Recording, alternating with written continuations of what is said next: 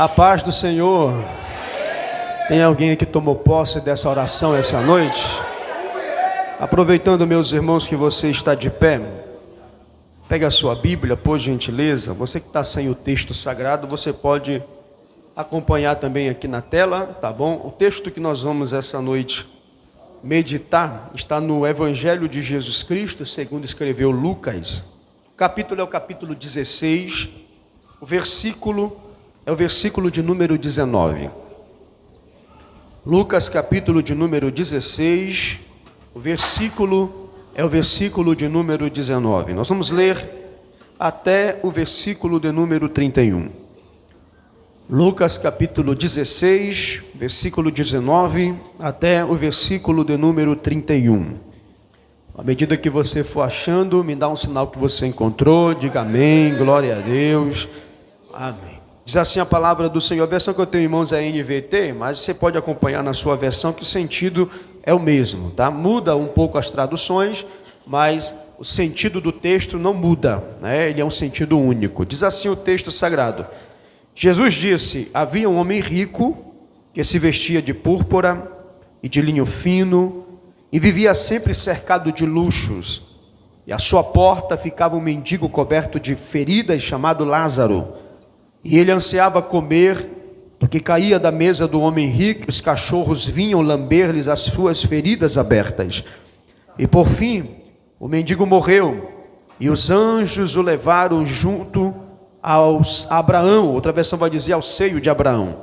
O rico também morreu e foi sepultado, e foi para o lugar dos mortos. Ali, em tormento, ele viu Abraão de longe, com Lázaro ao seu lado, e o rico gritou: Pai Abraão, tenha compaixão de mim, mande Lázaro aqui para que molhe a ponta do seu dedo em água e refresque a minha língua, eu estou em agonia nestas chamas. 25. Abraão, porém, respondeu: Filho, lembra-se de que durante a sua vida você teve tudo o que queria e Lázaro não teve coisa alguma. Agora ele está aqui sendo consolado e você está em agonia. Além do mais, há entre nós um grande abismo. Ninguém daí pode atravessar para o seu lado, e ninguém daí pode atravessar para o nosso lado. 27. Então o rico disse: por favor, pai Abraão, pelo menos mande Lázaro à casa de meu pai, pois tenho 5 irmãos, e quero avisá-los para que não termine neste lugar de tormento. Moisés e os profetas já os avisaram, respondeu Abraão. Seus irmãos podem ouvir o que eles disseram. Então o rico disse: não, pai Abraão, mas se alguém dentre os mortos lhes for enviado, eles se arrependeriam. Versículo de número 31. Abraão, porém, disse: se eles não ouvem Moisés e os profetas, não se converterão, mesmo que alguém ressuscite dos mortos. Quantos podem dizer amém? Podemos assentar, meus irmãos, adorando a Deus e glorificando a esse Deus que vive e reina para todo sempre. Olhe para cá, eu preciso da sua atenção nesta noite. Quem sabe, meus irmãos, essa palavra ela pode ser uma palavra que não vai trazer muita euforia para vocês. Quem sabe essa palavra que vai ser pregada agora pode ser uma palavra que você diga ao final do culto: eu não vim a essa igreja para ouvir essa palavra, mas ela é fundamental para a nossa vida espiritual. Esse texto que nós acabamos de fazer uso, lemos o texto de Lucas capítulo 16, no versículo 19, é um texto que traz alguns embates e discussões sobre o que significa esse texto. Eu poderia aqui dividir entre 2 linhas de interpretação desse texto, as mais conhecidas durante a história da igreja. Há muitos teólogos que afirmam que essa passagem bíblica é uma história real, é uma narrativa. E o meio pelo qual os estudiosos concordam com essa ideia é que, diferente de outras parábolas, essa parábola aqui ela traz um nome próprio. Ela traz o nome do mendigo chamado Lázaro e cita a pessoa do pai da fé chamado de Abraão. E entre esses estudiosos que afirmaram isso, nós temos vários ao longo da igreja, e até pais da igreja que concordavam que essa passagem bíblica ela é uma história real. Todavia, existem outros estudiosos que podem afirmar que essa passagem bíblica ela é uma parábola. Como, por exemplo, João Calvino, Crisóstomo e outros estudiosos da Bíblia afirmavam que ela é uma parábola, mas uma parábola que transmite verdades essenciais sobre a vida após a morte.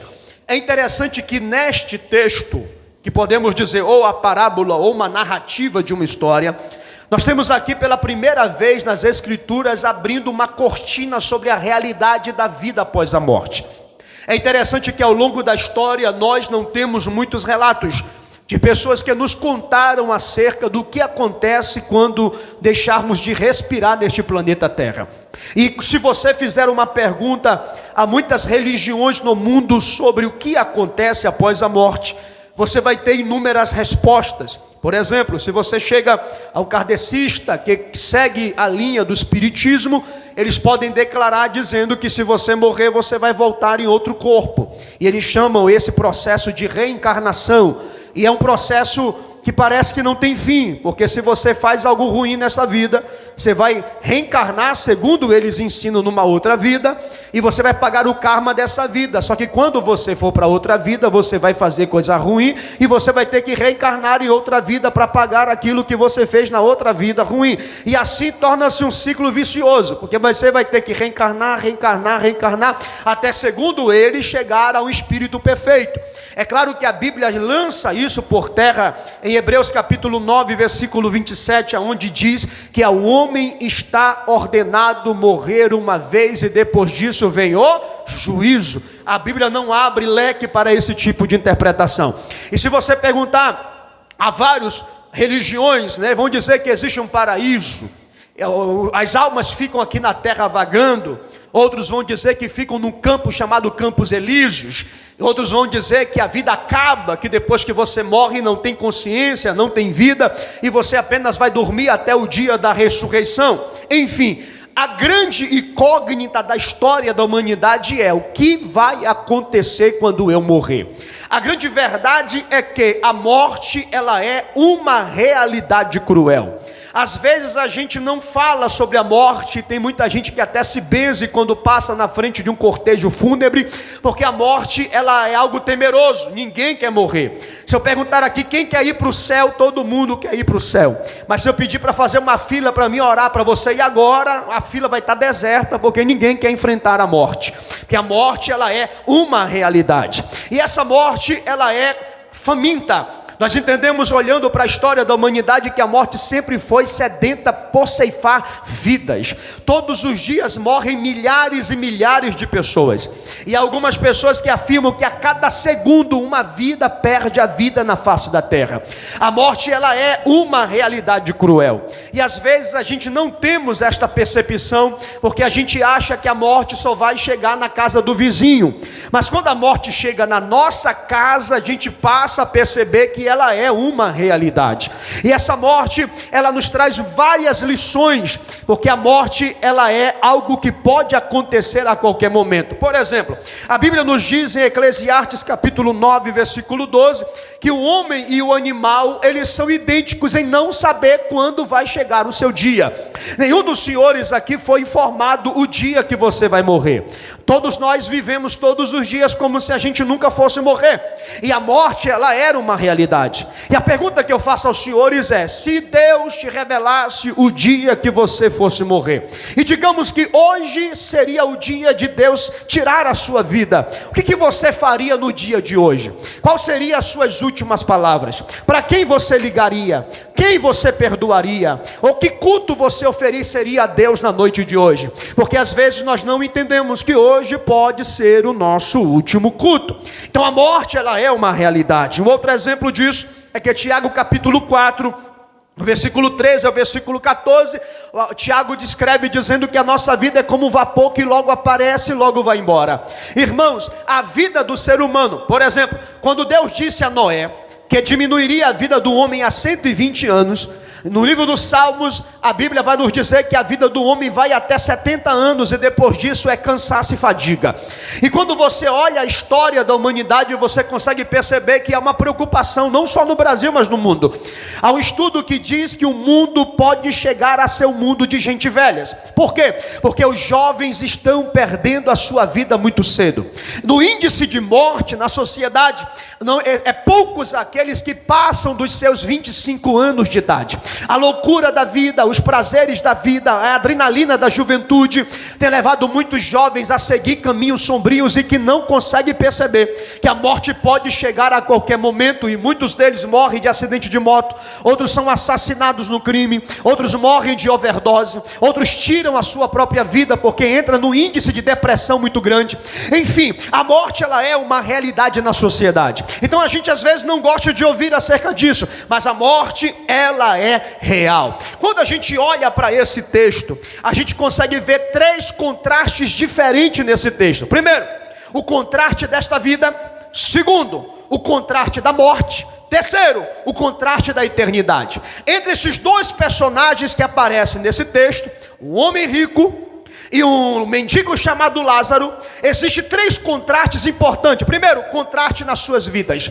Se você compara a vida do rico e do Lázaro, há uma imensa diferença entre os dois. Como por exemplo, o rico, Jesus nos declara nessa passagem bíblica que ele se vestia de púrpura e de linho fino, sinal de alguém que tinha muito dinheiro e que era muito rico.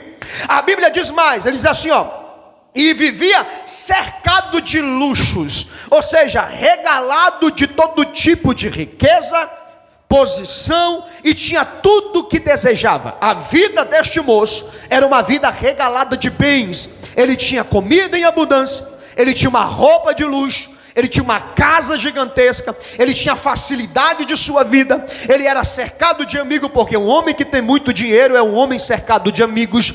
As festas que ele fazia era lotada de pessoas, era alguém prestigiado pela sociedade, porque o mundo aplaude quem tem, você vale para o mundo aquilo que você tem. Então a vida deste homem era uma vida regalada de luxúrias, regalada de uma vida fácil, uma vida onde não se tinha problema, porque tudo que ele queria até o dinheiro comprava. E no mundo o dinheiro compra muito mais do que bens. No mundo o dinheiro compra posição, no mundo o dinheiro compra aplausos, no mundo o dinheiro compra amigos, no mundo o dinheiro compra admiração. Quem admira o pobre?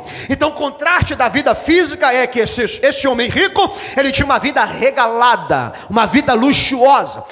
Olha a diferença desse contraste da sua vida. O rico tinha tudo isso, mas a Bíblia diz que o pobre não. Lázaro, a quem tem nome, a Bíblia diz que ele era um mendigo, que passava necessidade, que sentava à porta deste rico e pedia esmola, e comia e desejava comer das migalhas que caíam da mesa do homem rico. Enquanto você tem alguém na vida cheio de riqueza, com muita facilidade, você tem um mendigo aqui que sofria, e olha a vida miserável deste homem. Ele era cheio de chagas e os cachorros lambiam as suas feridas. Olha que contraste interessante. Na vida, um tem, outro não tem. Na vida, um é, o outro não é. Na vida, um tinha saúde, o outro era doente. Na vida, um era aplaudido, o outro não tinha aplauso de homem nenhum. Esse contraste da morte. Segundo contraste desse texto é o contraste de sua morte. Olha a diferença da morte dos dois. Por quê? Porque a morte, ela faz a diferença. Na realidade, meus irmãos, nem tudo nessa vida é quando você morrer. É bem verdade que no seu velório, ou no velório do homem rico, eu acredito, a Bíblia não diz isso, mas o velório deste homem rico foi repleto de riqueza. O caixão deste moço deve ser um caixão caríssimo. A sepultura deste moço foi uma das melhores do seu tempo. Todas as pessoas saíram nesse cortejo, aplaudiram ele, saiu o noticiário na comunidade, morreu o fulano, que é rico, que tinha dinheiro, que tinha posição. E é interessante que na nossa sociedade, quando um homem famoso, uma mulher famosa morre, coloca um caixão da melhor qualidade que existe, um caixão de 25 mil, um caixão de 30 mil, coloca em cima do corpo de bombeiro. O cortejo é gigantesco, a homenagem nas redes sociais e principalmente na rede da televisão são gigantesca. Todo noticiário fala, morreu fulano, que tinha dinheiro, que tinha posição, que tinha aplausos, que tinha um nome, todo mundo aplaude. Agora a Bíblia nos diz que quando morreu o mendigo, o texto fala bem, olha a diferença dos dois, ó. Morreu o mendigo, os anjos levaram para junto de Abraão. Agora morreu o rico e foi sepultado. Na realidade, a morte, ela é uma grande revelação, porque depois da morte, até o cemitério, tu pode ser aplaudido, tu pode ter fama, as pessoas podem te homenagear, mas depois da sepultura, o céu ou o inferno vai revelar quem você é de verdade. Porque aqui, enquanto os homens aplaudem, a Bíblia nos diz que o rico foi sepultado. O máximo que ele teve na sua passagem desta vida foi um sepultamento de honra. Agora, olha o mendigo. A Bíblia não diz se ele teve caixão. A Bíblia não diz aonde ele foi sepultado. A Bíblia não diz se os cachorros comeram o seu corpo. Não nos dá detalhe de como foi o seu sepultamento. Você sabe quando alguém pobre morre ou mendigo morre, como é que ele é enterrado hoje em dia? Ele é um indigente. Ele vai para uma sepultura, ele vai ocupar 4 anos a sepultura, e depois que não tem família para pagar aquela taxa para poder comprar a terra da sepultura, tira os seus ossos e dá lugar para outra pessoa ser enterrado no lugar dele. A Bíblia não diz para onde foi, como foi a sepultura deste homem, mas a Bíblia nos conta algo lindo. A Bíblia diz que quando o mendigo morreu, os anjos de Deus levaram ele para o seio de Abraão. Aleluia. Quando o crente, quando o justo, quando alguém que não é nada nessa vida, mas é temente ao Senhor e serve a Deus, a sua homenagem pode não ser aqui nessa terra, mas depois que a sua respiração terminar, nós seremos levados para o lugar aonde Deus nos preparou. E é interessante, queridos, que existem algumas verdades que esse texto nos ensina. Eu queria compartilhar com vocês algumas verdades que essa passagem bíblica nos ensina. Primeira verdade, vamos lá. A primeira verdade que essa passagem bíblica nos ensina é que a prosperidade material não é sinal de aprovação de Deus. Olha que interessante, o rico é anônimo, o mendigo tem nome. Para o Senhor, você não vale o que você tem.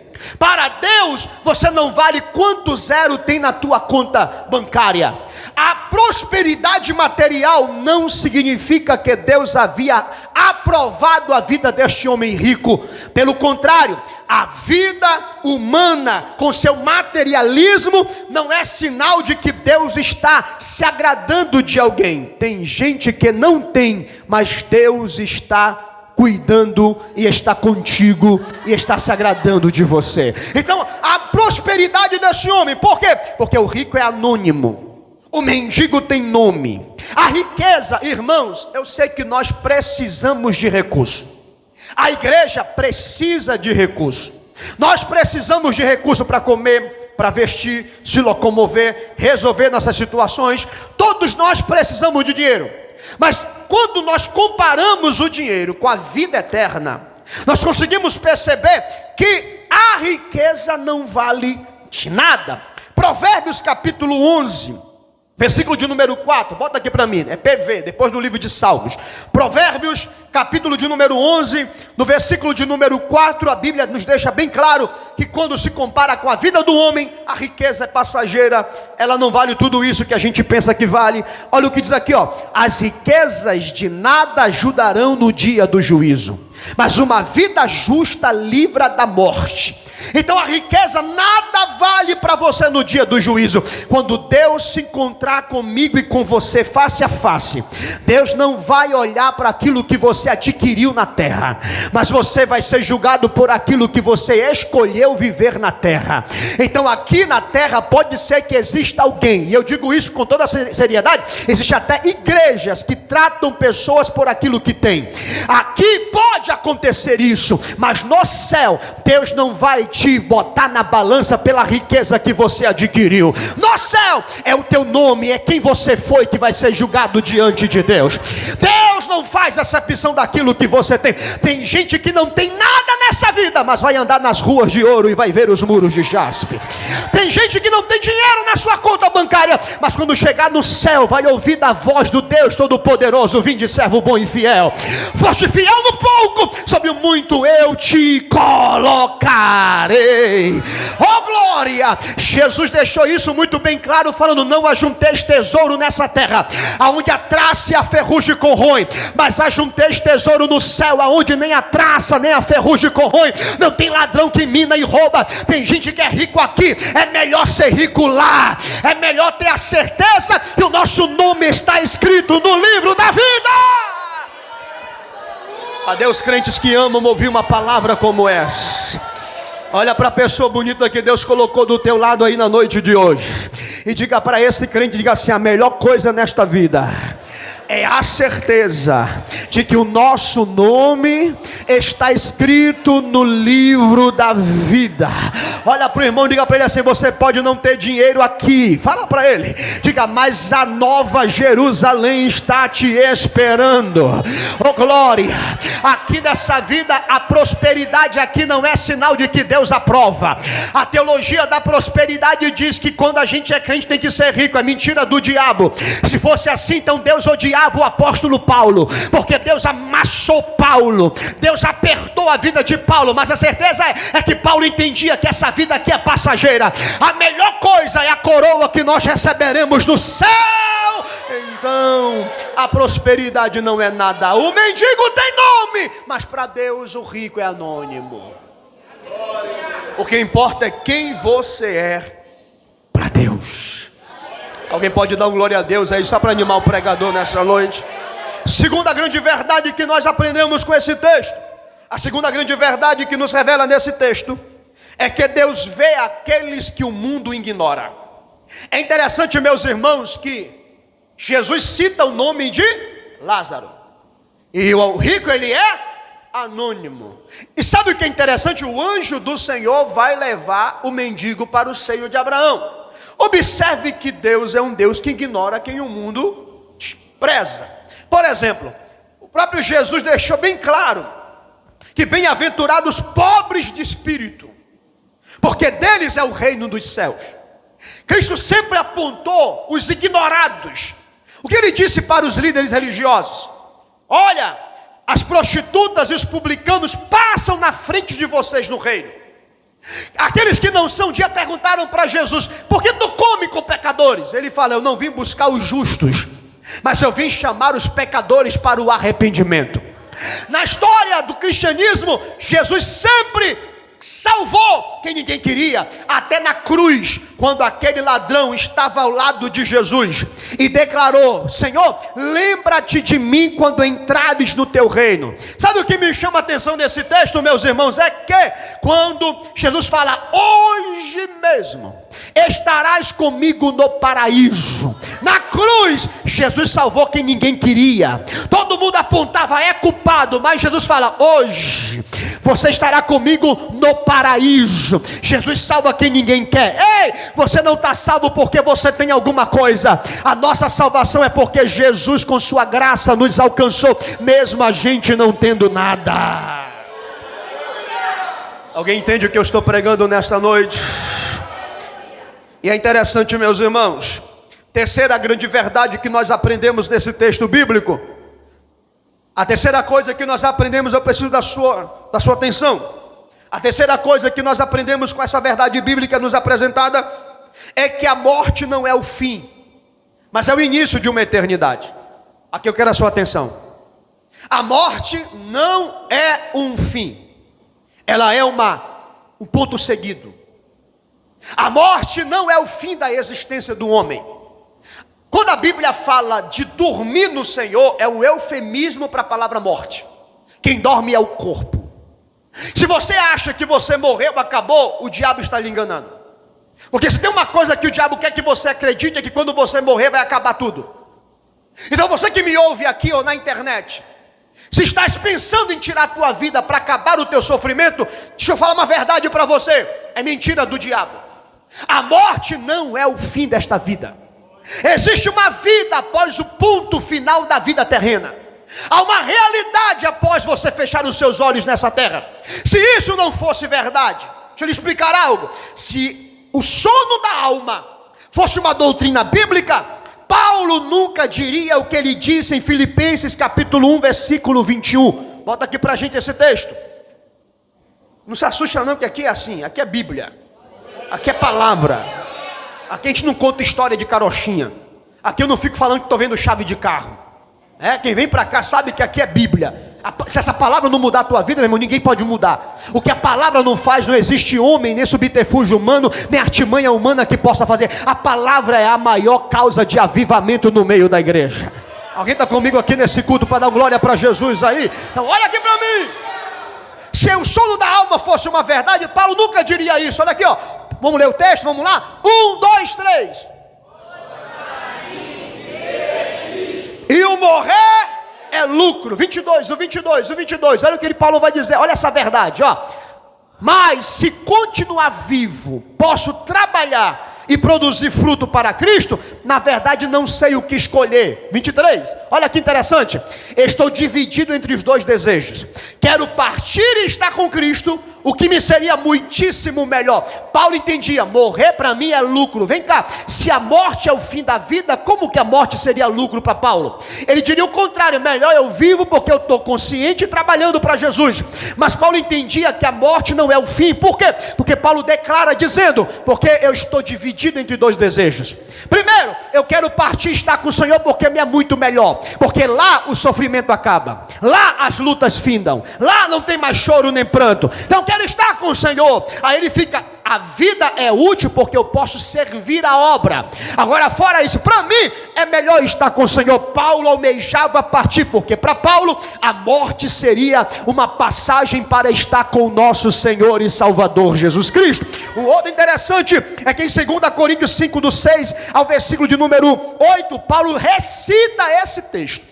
Ele vai falar a mesma ideia, que morrer para ele é lucro e que a morte para ele é estar com o Senhor Jesus Cristo. Então vem cá, há uma realidade, a morte não é um fim, pelo contrário, olha o que a Bíblia diz em Mateus capítulo 25, versículo 46. Bota aqui pra gente. Existem duas realidades quando você morrer. Eu disse o quê? Duas realidades. Ela não é um fim, ela é uma continuação, mas existem duas realidades, dois caminhos que você pode escolher. E existe isso porque olha o que diz a Bíblia aqui, ó. Havia um homem rico que Mateus, capítulo de números 25, 46. Mateus 25, 46. Vai lá, 46. Aí, olha só, duas coisas. E estes irão para o castigo eterno, mas os justos irão para a vida eterna. Repita-se comigo: castigo eterno e vida eterna. Quem acha que a vida é um fim e que não há um castigo eterno, por que Jesus cita o castigo eterno junto com a vida eterna? Se haverá vida eterna, haverá castigo eterno. Então aprenda isso. Jamais na sintaxe de um texto, na língua original, usaria, meus irmãos, essas duas coisas no mesmo texto, se eu acreditasse que o ímpio quando morre acabou, que a vida sem Deus quando morre acaba. Pelo contrário, há um castigo eterno e existe uma vida eterna. Então a morte, ela é uma continuidade. E só para você entender, que eu não poderia deixar de falar isso aos senhores, a Bíblia Sagrada nos fala, em Apocalipse capítulo 20, a partir do versículo 11, no juízo final, aonde a Bíblia diz que o inferno dará aos mortos que nele havia, e serão julgados pelas suas obras, e quem não estiver o seu nome escrito no livro da vida, será lançado no lago de fogo que arde com enxofre. Esta é a segunda morte, essa é a segunda passagem para a eternidade. E sabe o que é interessante? Isso aqui é uma realidade que pouca gente prega. A gente vem para a igreja para receber vitória, mas a maior vitória que você pode receber é a certeza de que se você morrer agora, é estar com o Senhor Jesus na eternidade.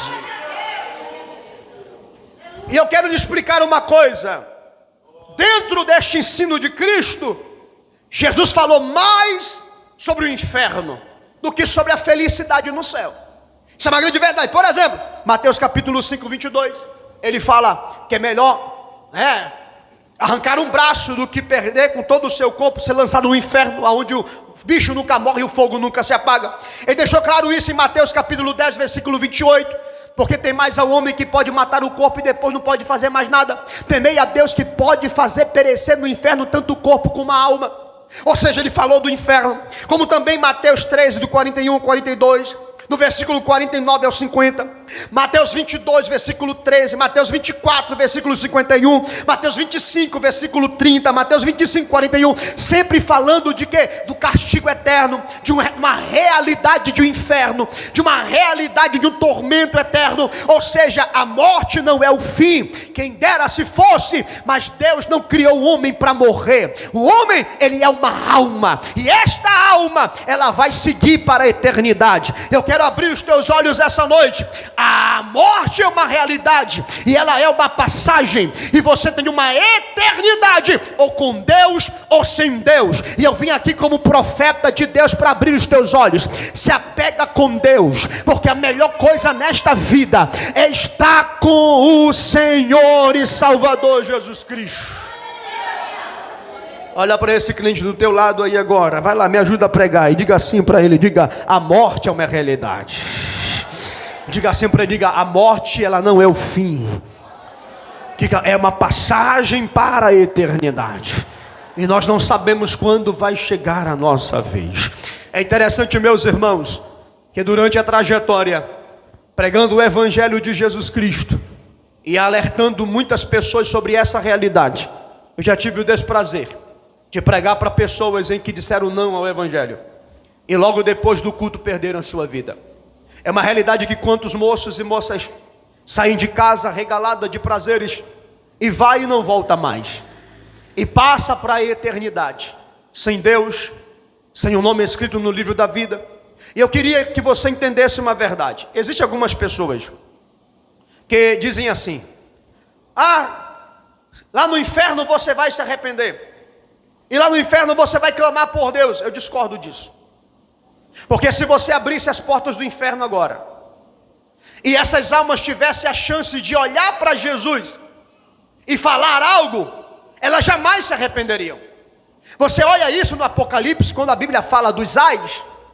Olha o que o texto diz lá: que os homens blasfemaram de Deus pelas pragas que estavam sendo derramadas na terra. O mundo em caos e os homens blasfemando. No inferno, se abrisse as portas, eles diriam e amaldiçoariam Jesus, e diriam assim: eu te odeio, eu não quero você, você é o culpado de eu estar aqui, eu não quero saber de Deus. Um dia eu vi uma reportagem de uma cidadã, que é uma lá dos movimentos lá, de LGBTQIA+, num podcast. Ela declarou falando assim: eu não quero ir para o céu é monótono, eu ir para o céu com esse bando de crente, eu prefiro descer para o inferno sambando e cantando, porque lá vai ter festa. Mentira do diabo. Lá o bicho nunca morre e o fogo nunca se apaga. Não existe prazer no inferno. O inferno é um fogo. Eu vou já falar sobre isso nesse texto, porque a Bíblia diz que a chama era tão quente que o rico desejava que Lázaro molhasse a ponta do dedo no pingo de água para refrescar a sua língua, porque ele estava no lugar de tormento. Ou seja, o inferno é um lugar de tormento, e não foi preparado para você, foi para o diabo e seus anjos. Mas Jesus morreu na cruz do Calvário para nos dar a vida eterna e vida com abundância. Alguém pode adorar Jesus porque Ele nos deu da sua salvação. Quantos podem dizer glória a Deus? Outra verdade fundamental que nós aprendemos nesse texto, quarta verdade, aprenda este princípio. Nós entendemos com esse texto que a eternidade, ela é consequência das nossas escolhas aqui na terra. Irmãos, olha aqui para mim. A única pessoa que será responsável pela perdição é o próprio ser humano. Você não vai para o inferno por culpa de A ou de B. Se você for para o inferno é por culpa sua e de suas escolhas. Porque a Bíblia nos deixa bem claro que existem dois caminhos.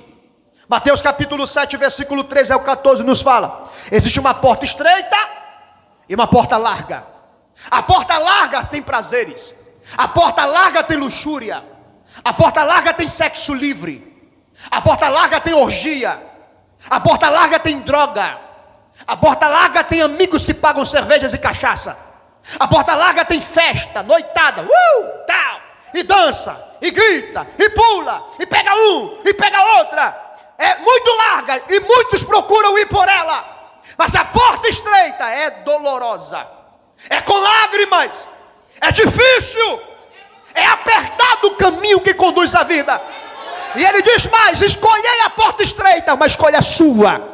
E quantas pessoas abandonam a fé para ir diante da porta larga, porque eu posso fazer o que eu quero, eu posso beber todas, eu posso ir para o culto no domingo e amanhã eu volto para a minha vida normal, porque é uma escolha, e a escolha que você toma é que vai acarretar numa eternidade com Deus ou sem Deus, numa eternidade de salvação ou de perdição. É uma grande verdade, as suas escolhas podem te levar para o inferno. É interessante que certa vez eu conheci um grande pregador, homem de Deus, pregador do evangelho. Todavia esse pregador usava droga escondido nos hotéis antes de pregar. E teve um dia que ele estava no hotel, antes de pregar, terno e gravata, ele deu uma tragada em um pó, na cocaína. E quando eu vi no jornal, um amigo me contou que ele era usuário e ficava pregando em cima do púlpito. Os homens do hotel disseram que ele saiu correndo, gritando, assustado, e caiu morto na sarjeta. Era pregador, mas não tinha Deus em sua vida. Quantas pessoas pelas suas escolhas, olha aqui para mim, jovem, esse passeio que tu faz marcando com a garota pode ser o seu último dia. Esse dia que você desvia e vai dar uma voltinha no mundo. Não, eu vou ali na festinha, vou desviar um pouquinho, amanhã eu volto. Amanhã pode ser tarde demais.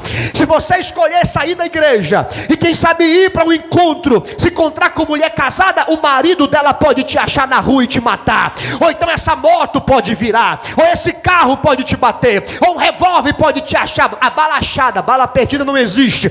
A vida do homem é sensível, qualquer coisa pode tirar-lhes a vida. E quer um exemplo? Se você for lá no cemitério agora, o cemitério é o lugar mais rico do mundo. Por quê, pastor Janderson? Porque lá tem muitos sonhos, projetos que não saíram do papel, o amanhã que nunca chegou, aquele desejo: quando eu ficar velho eu vou ser crente, quando eu vou para a igreja amanhã, e não chegou o amanhã. Pela escolha dos homens, eles partem para a eternidade sem Deus. Escolhei o caminho da porta estreita, porque apertado é o caminho que conduz à salvação. A minha palavra essa noite é: não é fácil ser crente, mas não tem coisa melhor do que entender que o nosso nome está escrito no livro da vida. Cadê essa igreja que tem a certeza do seu nome escrito no livro da vida agora? Será que você pode adorar o nome de Jesus? Entenda, no juízo final, no Apocalipse capítulo 20, a Bíblia diz que no juízo final abriram-se os livros e abriu o livro da vida. E cada um dos homens foram julgados pelas suas próprias obras. É as nossas escolhas que estarão diante de nós. É aquilo que nós escolhemos. E olha só no texto, poxa, onde é que está isso no texto?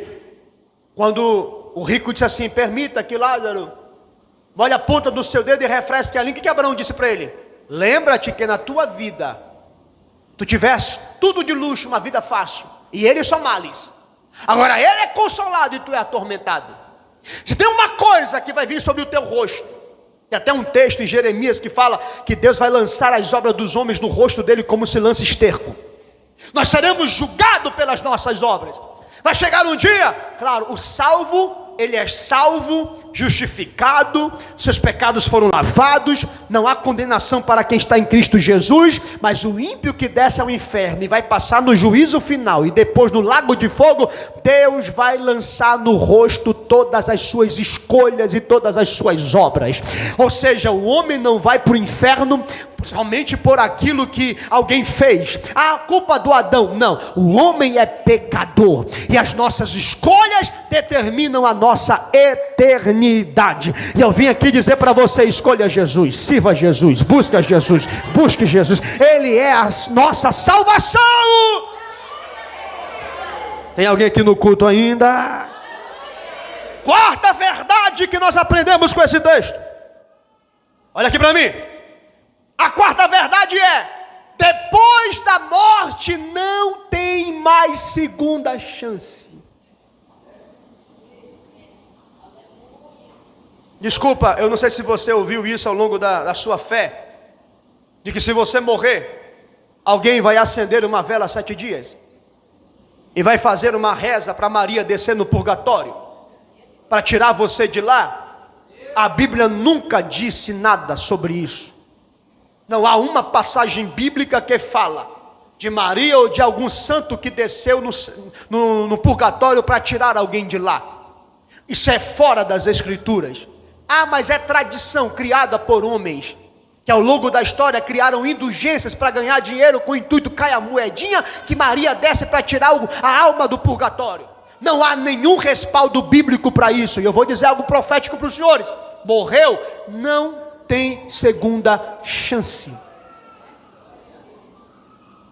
Esse silêncio é maravilhoso. Aonde nós vemos isso, irmãos? É que Abraão olha para o rico e diz assim: ó, há um abismo entre nós. Quem está aí não pode vir para cá, e quem está aqui não pode ir para lá. Não tem vela 7 dias, não existe purgatório, e não existe reza braba nenhuma que faça mudar o destino que você escolheu. Hebreus 9, 27 diz: o homem está ordenado morrer uma vez, depois disso vem o juízo. Morreu uma vez, selou a tua ou salvação ou tua condenação. Não existe segunda oportunidade. Então olha aqui para mim, irmão: o dia da salvação é hoje. Eu vou repetir: o dia da salvação é hoje. Bota aqui 2 Coríntios capítulo 6, versículo de número 2. Eu quero que você leia esse texto. 2 Coríntios capítulo de número 6, no versículo de número 2. O dia da salvação não é amanhã, o dia da salvação é hoje. Olha o que diz a Bíblia, ó. Pois diz Deus diz: no tempo certo eu ouvi, no dia da salvação eu lhe dei socorro. De fato, agora é o tempo certo. Hoje é o dia da salvação. Não é amanhã, é hoje. Olha para o irmão do lado, diga assim para ele, diga: o dia da salvação é agora. Diga: não deixa para amanhã, pode ser muito tarde. Diga: o dia da salvação é hoje. Isaías capítulo 55, versículo 6 diz assim, ó: buscai ao Senhor enquanto se pode achar. O dia é hoje. A porta da graça ainda está aberta. O dia da salvação ainda é hoje. A oportunidade de Deus ainda é no dia de hoje. Aleluia. Não seja como aquele homem rico de Mateus capítulo 25, versículo 10 ao 13, que diz assim: olha, eu vou desfrutar amanhã da minha riqueza. Louco, hoje mesmo pedirão a tua alma. E para quem você está encomendando-a? Hoje é o dia da salvação. Hoje pode ser o nosso último dia. E quem tem Jesus vive hoje como se fosse o seu último dia. Mas a certeza é: quem tem Jesus vive tranquilo, porque sabe que o céu é a nossa morada. Levanta a mão assim, porque eu ainda estou pregando para uma igreja pentecostal. Levanta as tuas mãos aos céus agora. Eu vou te dar 1 minuto para você adorar Jesus. Aleluia, porque hoje é o dia da oportunidade que Deus está te dando.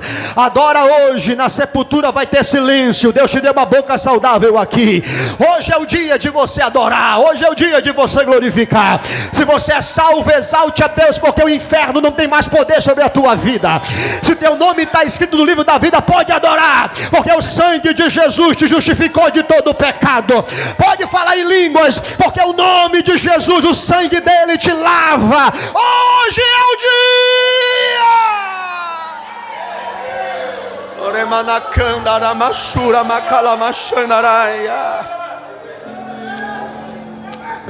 Espírito de Deus. Oh, aleluia. Hoje é o dia, hoje é o dia, hoje é o dia, hoje é a oportunidade. Oh, Jesus, obrigado, porque eu não merecia estar aqui, Jesus. Obrigado porque eu não merecia ter o meu nome escrito no livro da vida, Jesus. Mas a tua graça me alcançou. Maldito seria eu sem o teu sangue. Oh, coitado seria de mim sem a tua graça. Ele me alcançou. Cadê você? Salve, louvado pelo nome de Jesus. O Espírito de Deus. Oh, aleluia.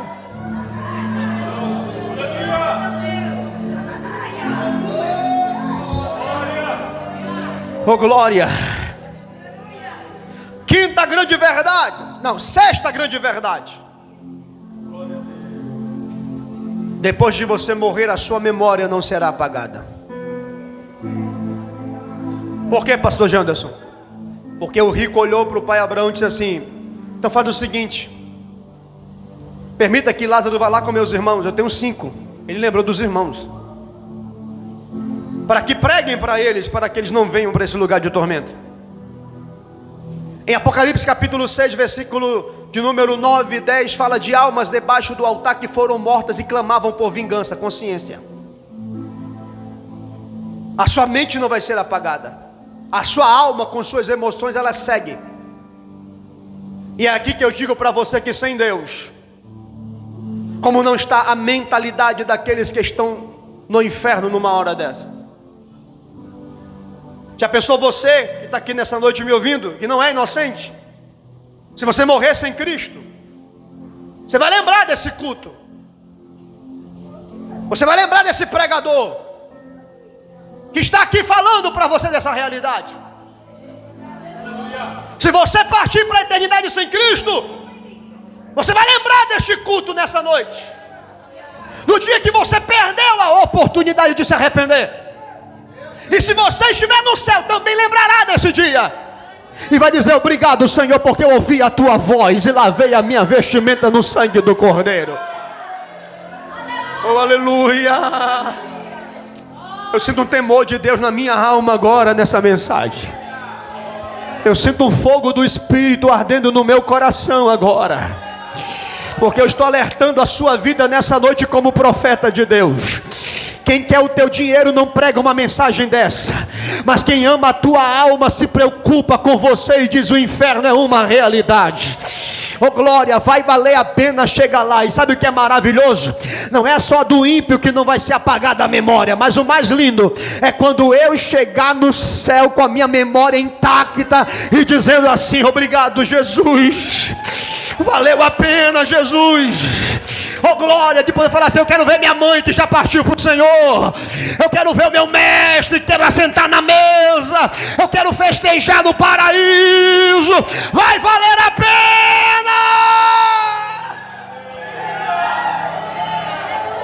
Aleluia. Haverá memória. Meu Deus. Sétima grande verdade. Observe que a resposta de Abraão nos ensina uma sétima verdade. Olha o que Abraão diz para ele: não, se algum dos mortos ressuscitar e for lá, olha que ele fala ressuscitar, porque não tem alma que vem aqui aparecer para ninguém, não. Quem morre não volta mais. Ah, porque eu sonhei com... é saudade. E é bom às vezes sonhar com quem já partiu, né? Quando minha mãe faleceu em 2016, eu passei, acho que foi uns 2 anos sem sonhar nada. Eu queria sonhar com ela, eu digo, mas eu queria pelo menos conversar com ela, dar um sonho, porque eu não, claro que não é ela, mas queria ver o rosto dela, né? Eu tive um sonho que ela vinha com uma mala, aí ela chegava perto de mim e falava assim: meu filho, mamãe já vai. Eu dizia: já, mãe, posso lhe dar um abraço? Ela me abraçava, eu senti eu acordei com o perfume dela no meu nariz. E eu disse assim: que sonho forte, né? Porque eu vi o rosto dela no sonho. Mas não era ela me visitando no sonho. Quem morre não vai lá na sua casa. Quem morre não fica aparecendo para você. É demônios que ficam aparecendo para você. Quem está aqui não pode ir lá, só se ressuscitar. Então quem morre não volta. Não pense você que vai ficar assistindo o teu velório, não. Vendo os falsos chorando, não. Não vai ver, não. E nem queria ver. Eu quero ir para o céu. Alguém quer ir para o céu aí, meus irmãos? Morreu mendigo e foi levado pelos anjos ao seio de Abraão. A morte é uma despedida, se despede, agora é eternidade. Oitava grande verdade. Olha o que Abraão diz assim, ó: tem Moisés e os profetas lá, que ouçam ele. Quem é Moisés e os profetas nesse tempo? A Escritura, a lei e os profetas, Antigo Testamento. Sabe o que Abraão está dizendo? O único meio de salvação é a palavra de Deus. Não ache você que você vai ser salvo porque o fulano voltou do outro mundo para falar para você que lá é assim ou assado. A revelação da salvação ainda está na pregação da palavra de Deus. A Bíblia diz em Romanos capítulo 10, versículo 17: a fé vem pelo ouvir a palavra de Deus. Se você não crê em mim pregando aqui essa noite, não ache você que o morto vai, que você vai acreditar. Não, a palavra ainda é o meio que gera a fé salvífica no coração das pessoas. Tira isso da sua cabeça. Quem está aqui ainda no culto, diga glória a Deus. A palavra de Deus ainda é o único meio pelo qual o ser humano será salvo. Para a gente concluir essa palavra, o contraste da vida, eles eram diferentes. Na morte eles foram diferentes, e na eternidade eles também foram diferentes. Ou seja, qual caminho você está trilhando? Irmãos, enquanto eu estou pregando aqui, milhares e milhares de vidas estão partindo para a eternidade. Você que é mãe, é pai, tem parentes que precisam de Jesus. Prega, ora, jejua por eles, desce de madrugada, clama por salvação, pede livramento de Deus, para Deus salvá-los. Uma oportunidade, nem que seja no leito do hospital, clame a eles, porque eu creio que lá no hospital Deus pode encontrar com eles e salvá-los no leito da morte. Oh glória! Mas o inferno é uma realidade. Eu estou pregando aqui nessa noite para uma igreja que entende essa grande verdade. Qual caminho você está seguindo? Fica de pé comigo.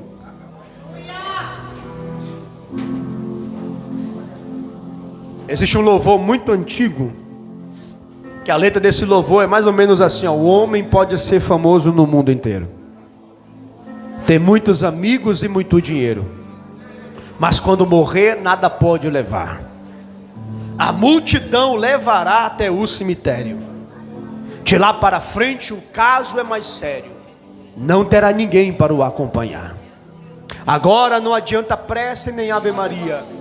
Irá aguardar para o último dia a condenação do juízo final. Eu também tenho parentes que não são evangélicos e que não tem Jesus na sua vida. E o nosso papel é orar e pregar. Eu tenho uma esperança. Eu tive um tio em 2003 que foi assassinado. Aquele foi o primeiro velório da minha família em 2003. Um moço que era da igreja, criado na igreja, se envolveu com coisas erradas.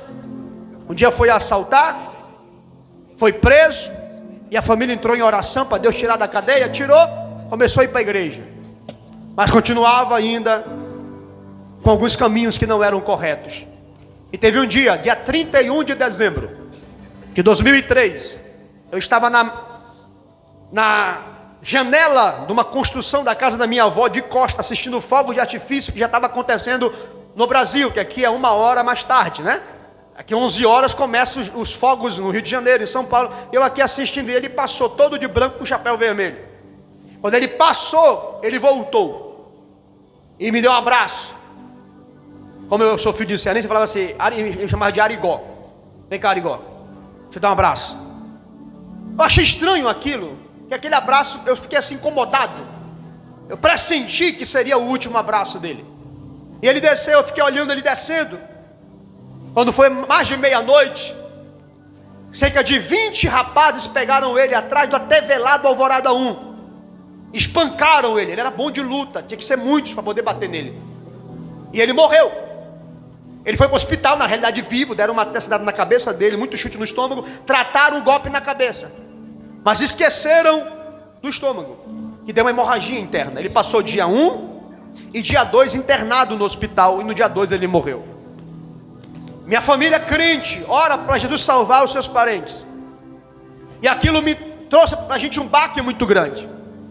Só que uma coisa que meu tio sempre perguntou é: Janderson, e perguntava de minha mãe, Neuda, se eu estiver no hospital, no leito da morte, se eu me arrepender, Jesus me salva? A gente falava assim: salva, ele não salvou o ladrão da cruz? Ele é misericordioso. A minha esperança é que ele tenha se arrependido e que ele tenha galgado o caminho do céu. Mas se Deus deu essa oportunidade, para alguns Deus pode não dar essa oportunidade, porque a morte ela é muito rápida. Então saia daqui deste culto essa noite entendendo que você vai para o céu não é porque você é bom, é porque a graça te alcançou. A cruz de Cristo é a razão de não sermos condenados ao inferno.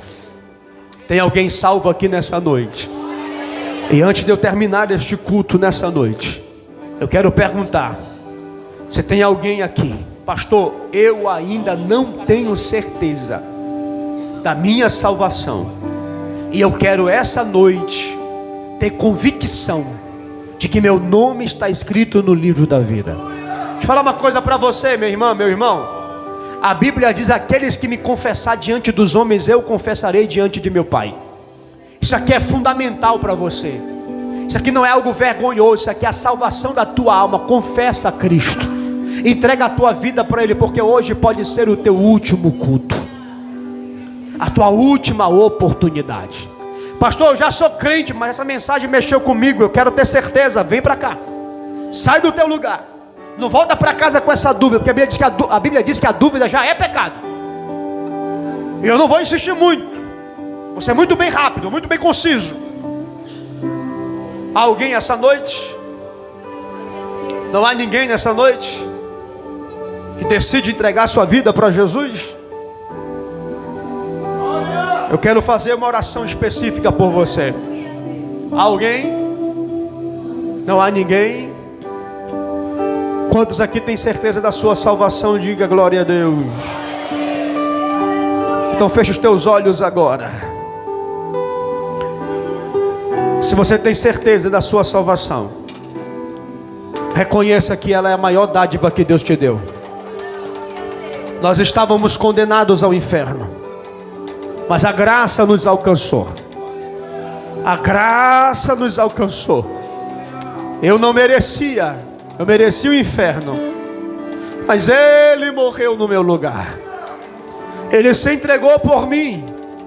E é por isso que eu posso dizer com toda a minha convicção: eu sou dele e ele é meu. Eu sou de Cristo, ele é meu Salvador. Agradeça a Ele agora pela tua salvação. Adore a Ele. A Bíblia diz que muito é perdoado, muito ama. Ele me perdoou, é por isso que eu amo Ele. Porque você estava indo a passos largos, Ele te livrou da morte. Naquele dia o diabo ia ceifar a tua vida, mas Deus tinha um plano na tua história. Vai, adore a Deus aí. Abre a tua boca e começa a glorificar a Deus aí. Vai adorar. Oh, cadê você? Obrigado, Jesus. Aleluia.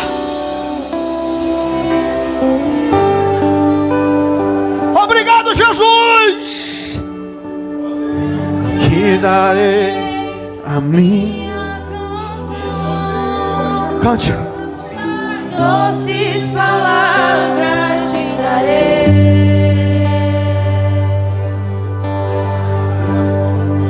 Me sustentas em minha dor. Isso me leva mais perto de ti. Canta! Mais perto dos teus caminhos.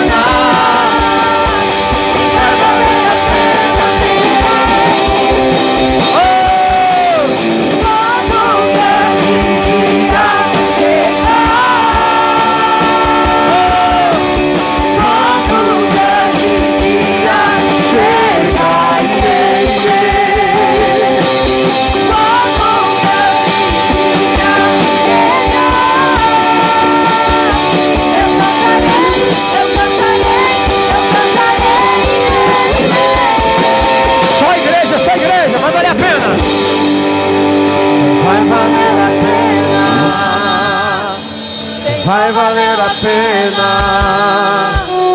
Senhor, Vai valer a pena mesmo. Oh! Senhor, valeu a pena. Senhor, valeu a pena. Senhor, valeu a pena mesmo. Se você entendeu essa palavra, você vai abraçar no mínimo 5 pessoas aí ao teu lado e vai dizer assim para ele: vai valer a pena. Vai lá, abraça alguém, vai valer a pena. Vai valer a pena. Vai lá atrás de você, tem alguém. Vai lá, diga: vai valer a pena. Vai valer a pena, vai valer a pena, vai valer a pena, vai valer a pena. Vai valer